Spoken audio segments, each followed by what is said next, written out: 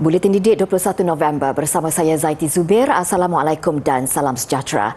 Yang di-Pertuan Agong Al-Sultan Abdullah, Riayatuddin Al-Mustafa Bilal Shah berkenan melanjutkan tempoh mengemukakan gabungan politik dan nama calon Perdana Menteri ke-10 sehingga jam 2 petang esok. Datuk Pengelola Bijaya Diraja, Datuk Seri Ahmad Fadil Syamsuddin berkata, titah perkenan Seri Paduka Baginda itu susulan permohonan yang dibuat oleh ketua parti-parti politik kepada pihak Istana Negara hari ini. Baginda meminta semua pihak agar bertenang dan bersabar sementara menunggu pembentukan kerajaan baharu. Titah Baginda, pentadbiran negara ketika ini berjalan seperti biasa kerana kerajaan sementara atau caretaker masih berfungsi. Seri Paduka bertitah demikian ketika mencemar duli menyantuni pengamal media yang berkampung di hadapan pintu 2 Istana Negara siang tadi. Bersabar je lah ya. Ini semua perlu masa sikit. Kita kena bersabar banyak, bertenang. Kerajaan caretaker masih lagi ada jalan seperti biasa.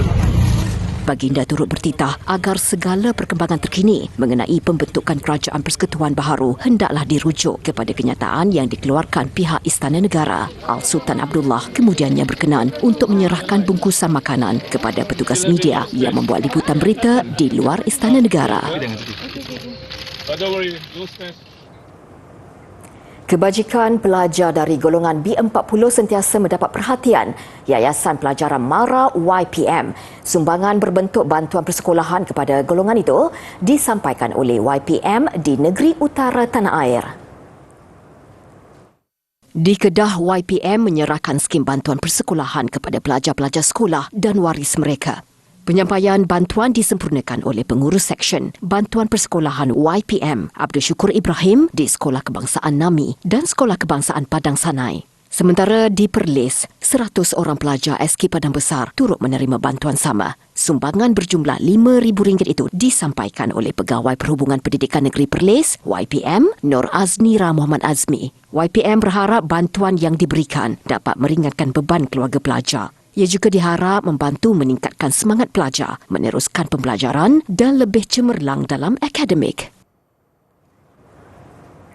Timbalan Naib Presiden 1 Persatuan Mahasiswa Islam Universiti Melaya UM ditemui lemas di Sungai Semungkis Hulu Langat, Selangor pagi tadi. Mayat Hussein Hakimi Rizwan ditemui tersepit di celah batu, dipercayai selepas dihanyutkan arus deras. Pengarah Jabatan Bomba dan Penyelamat Selangor, Nur Azam Khamis berkata pihaknya menerima panggilan kecemasan berhubung kejadian itu jam 11.40 pagi. Seramai 5 anggota bersama 1 jentera dari Balai Bomba dan Penyelamat Bandar Tun Hussein On dikejarkan ke lokasi kejadian. Sebaik tiba, pihak bomba mendapati lelaki berusia 22 tahun lemas dan tersepit di celah batu di sungai berkenaan. Mangsa disahkan meninggal dunia di lokasi berjaya dibawa naik oleh pasukan bomba jam 1.21 petang. Mayat seterusnya diserahkan kepada pihak polis untuk tindakan lanjut. Sementara itu, Persatuan Mahasiswa Islam Universiti Melaya, PPIUM, dalam Facebook rasminya menzahirkan ucapan takziah atas pemergian arwah. Rapid Rail Sendirian Berhad Rapid Rail dan MRT Corp akan menjalankan sesi ujian akhir operasi transit aliran massa MRT laluan Putrajaya Fasa 2 sebagai persediaan untuk pengoperasian penuh perkhidmatan itu. Melalui kenyataan, Rapid Rail memaklumkan sesi ujian membabitkan operasi tren ujian dari stesen Putrajaya Central ke Kuasa Damansara itu akan diadakan pada 22 November hingga 18 Disember. Sepanjang ujian itu, tren akan berhenti di semua stesen MRT laluan Putrajaya Fasa 1 dan tidak mengambil penumpang. Ketika sesi ujian percubaan akhir operasi dijalankan, kekerapan operasi tren MRT laluan Putrajaya Fasa 1 juga akan berubah kepada 8 minit pada waktu puncak di sebelah pagi dan petang, antara 7 pagi hingga 9.30 pagi dan 5 petang hingga 7.30 malam. Sementara pada waktu luar puncak, tempoh kekerapan tren adalah 12 minit. Ujian percubaan akhir terbabit adalah antara prasyarat ditetapkan untuk mengukur dan menguji keberkesanan sistem sebelum kelulusan dapat diberikan oleh Agensi Pengangkutan Awam Darat APAD bagi pengoperasian penuh MRT laluan Putrajaya. Untuk memudahkan penumpang di stesen, notis dipaparkan dan pengumuman dibuat di stesen selain paparan notis pada pintu tren ujian.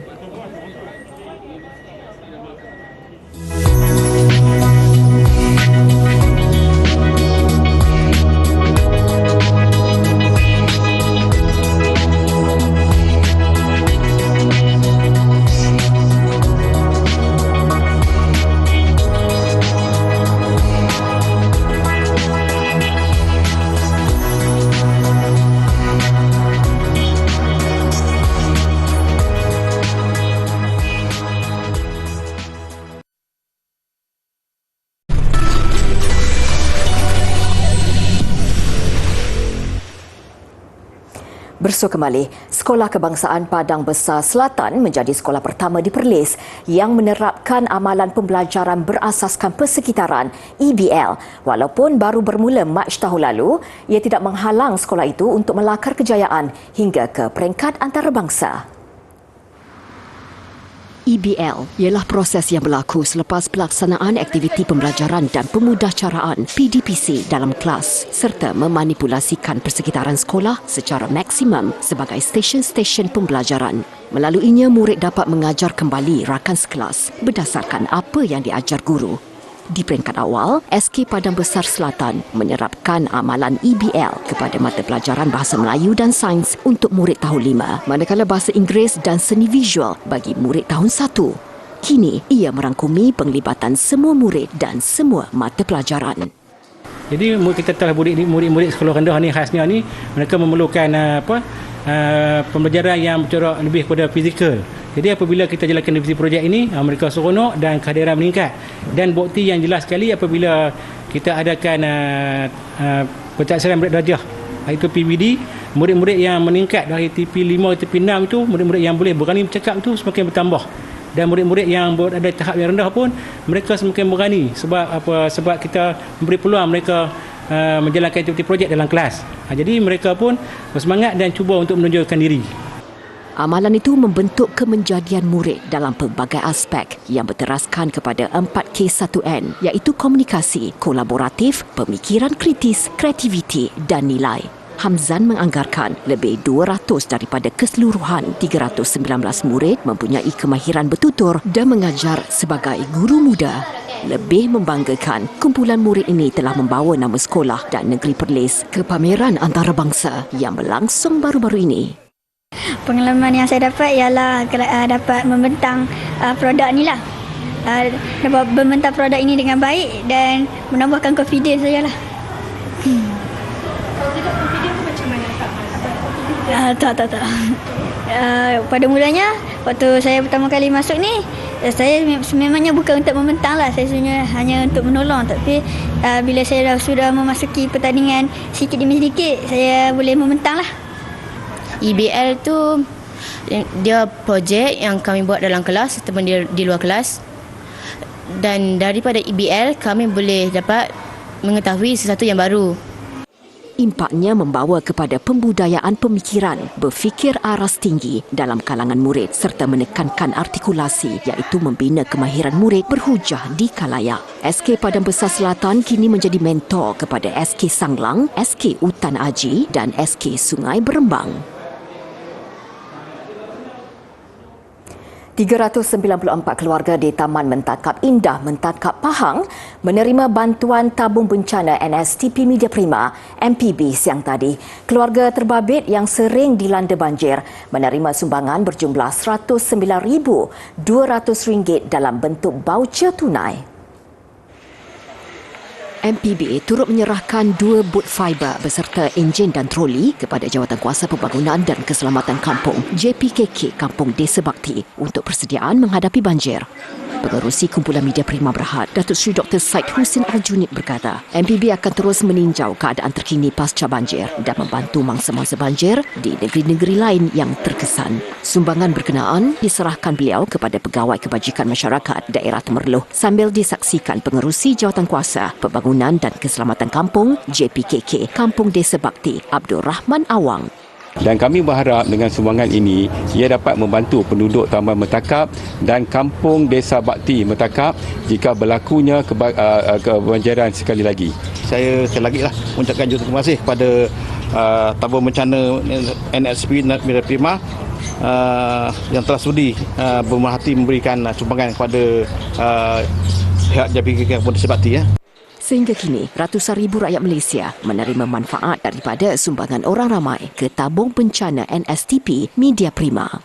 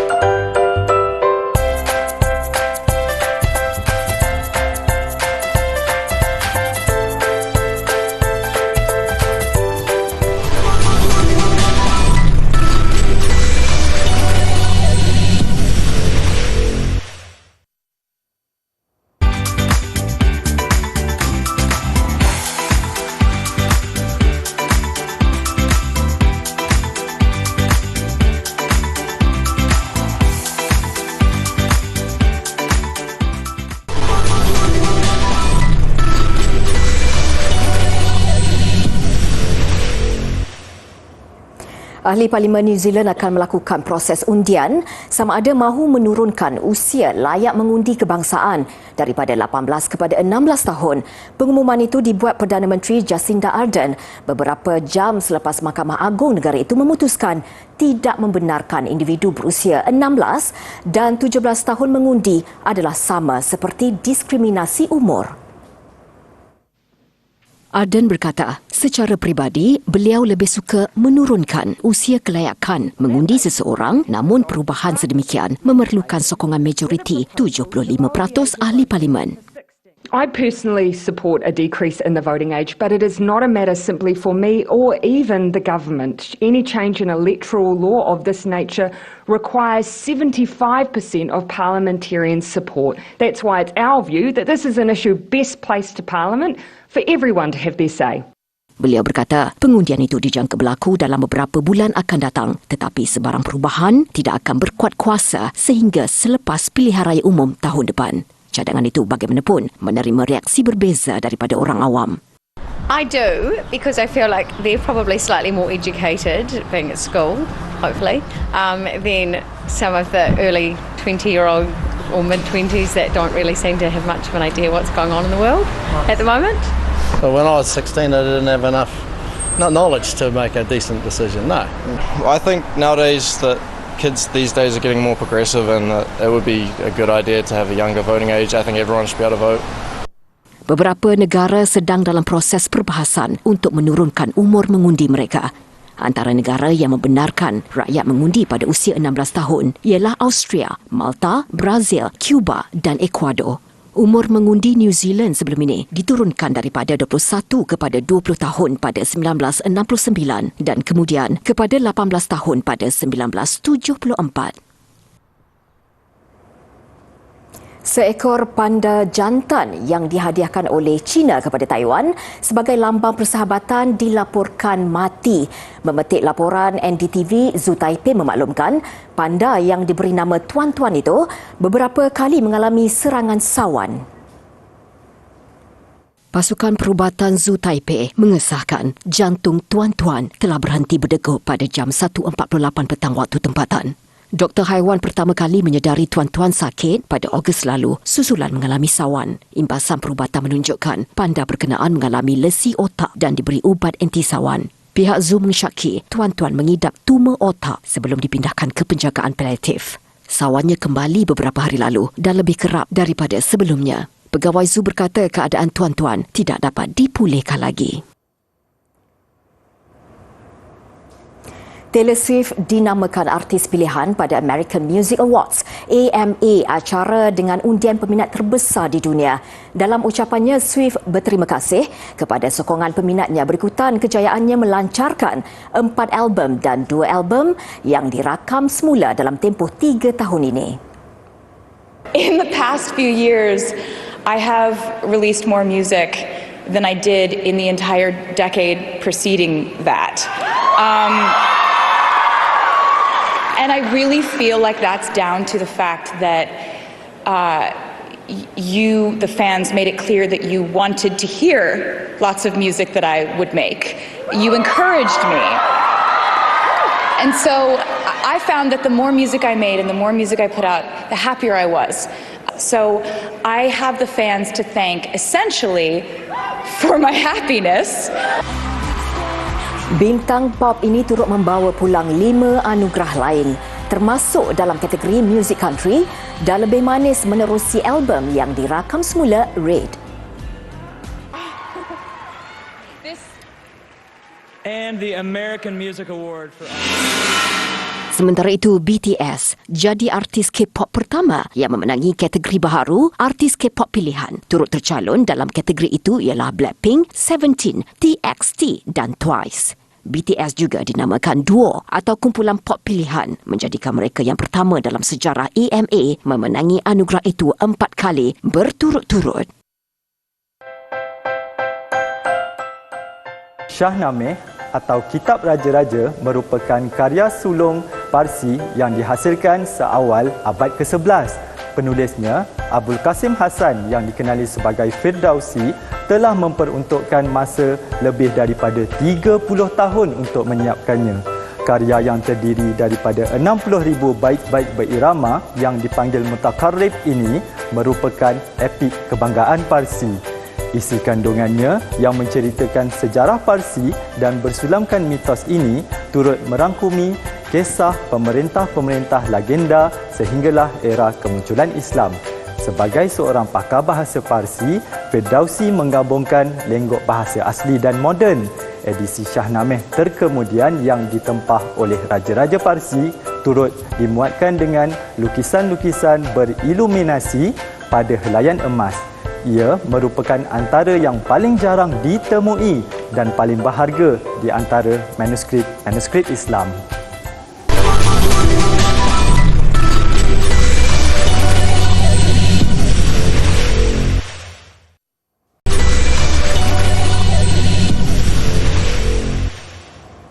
Sukan dimulakan dengan kempen Piala Malaysia. Impian trofi quadruple JDT semakin menjadi kenyataan apabila pasukan kendalian Hector Bidoglio itu menjejaki pentas final Piala Malaysia buat kali kelima. Selaku juara 2 kali Piala Malaysia, JDT akan mengetahui lawan mereka di final malam ini sama ada Selangor FC ataupun Terengganu FC yang akan berentap di Stadium Gong Badak jam 9 malam nanti. Berbekalkan kemenangan 1-0 di Likas, JDT jelas memiliki kelebihan beraksi di laman sendiri menentang Sabah di Stadium Sultan Ibrahim untuk aksi separuh akhir kedua Piala Malaysia. Seperti diduga, JDT menguasai permainan sejak awal dengan Bergson de Silva hampir memecah kebuntuan seawal minit kelima. Serangan bertali arus JDT akhirnya membuahkan hasil selepas Bergson berjaya menanduk hantaran Corbin Ong minit ke-35. Minit ke-41, JDT berjaya menggandakan jaringan. Tampanan Arif Aiman Hanapi membuka ruang buat Fernando Forestieri merempat masuk gol kedua tuan rumah. 2-0 tamat separuh masa. Sabah cuba bangkit pada babak kedua. Dan 2 minit sebaik permainan bersambung, kesilapan Fariza Marlias untuk menyekat percubaan Pak Tesu membuka ruang buat Taiki Kagayama menjadikan kedudukan 2-1 buat Sabah. JDT kembali membalas selepas itu. Cuma kawalan kemas Sabah menyaksikan tiada pertambahan jaringan berjaya dilakukan. Sehinggalah pada minit terakhir, JDT dihadiahkan sepakan penalti. Namun Safawi Rasid gagal untuk menambah jaringan selepas sepakannya tersasar tinggi. Bagaimanapun, kekecewaan itu berjaya ditebus Syafiq Ahmad yang menjaringkan gol ketiga JDT melengkapkan kemenangan 3-1.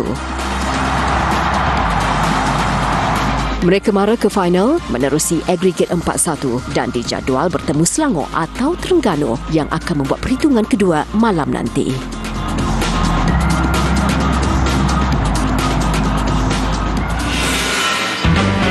Beralih ke perkembangan hoki kebangsaan.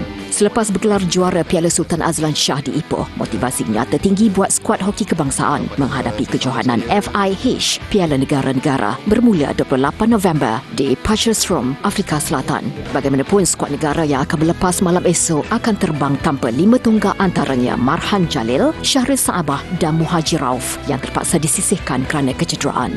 Ketua Jurulatih Arus Silvaraj menyerap 4 pemain baharu mengisi kekosongan iaitu 2 pemain berpengalaman yang tidak beraksi di Ipoh iaitu Faizal Saari, Muhammad Ramadan Rosli serta 2 pemain muda Adrian Albert dan Sharman Mati. Sentuhan Faizal kembali diharapkan The Speedy Tigers kerana dia baru saja kembali ke tanah air selepas beraksi bersama pasukan ZSV Sharjah dalam Liga Utama Hoki Belanda. Saya nak lihat pemain-pemain muda yang diberi peluang untuk menyebelah lagi seperti yang Datuk Najmi mention tadi kan dan sebagainya untuk menyebelah. I think they've proved us Azlan Shah Cup, dia keluar dan menyebelah. Pada saingan kumpulan B, Malaysia sekumpulan bersama Korea Selatan, Jepun dan Kanada dengan sasaran kali ini mara ke separuh akhir.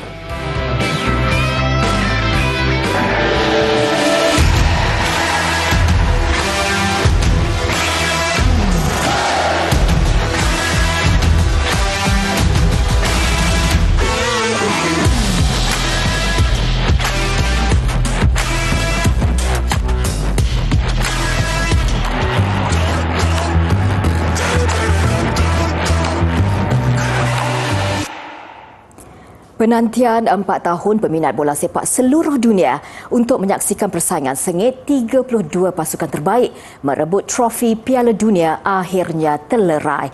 Upacara perasmian pembukaan tengah malam semalam berlangsung meriah sebelum sepak mula antara tuan rumah Qatar dengan Ecuador. Dimulakan dengan kemunculan 3 ekor unta pada persembahan pelakon terkenal Morgan Freeman. Ia disusuli nyanyian lagu baharu Piala Dunia oleh anggota kumpulan BTS, Jungkook. Resmi Piala Dunia kali ini, laib yang bermaksud pemain berbakat besar dalam bahasa Arab. Paling dinanti, semestinya pertunjukan bunga api yang menerangi ruang angkasa sekitar Stadium Al Bayt menandakan bermulanya acara sukan nombor 1 dunia ini. Kempen Piala Dunia 2022 Sementara itu, perlawanan pembukaan antara pasukan tuan rumah Qatar menentang Ecuador seperti diduga berlangsung cukup rancak. Seawal minit ketiga, Ecuador memecah kebuntuan sebelum VAR menafikan jaringan Enner Valencia. Namun penyerang utama Ecuador itu tidak menunggu lama apabila dia menyempurnakan sepakan penalti meletakkan pasukannya mendadai 1-0 pada minit ke-16. Tidak berhenti di situ, minit ke-31, Valencia gah menggandakan kedudukan menerusi satu tandukan menarik. 2-0 tamat separuh masa, tugas berat menanti Qatar untuk kembali bangkit pada babak kedua. Pertarungan sengit terus disajikan kedua-dua pasukan sepanjang 45 minit kedua. Namun masing-masing buntu untuk mencipta jaringan. Keputusan 2-0 kekal sehingga wisa penamat. Yang pasti, kemenangan ini cukup penting buat Ecuador dengan Belanda menanti selepas ini sebelum bertemu Senegal pada 29 November nanti.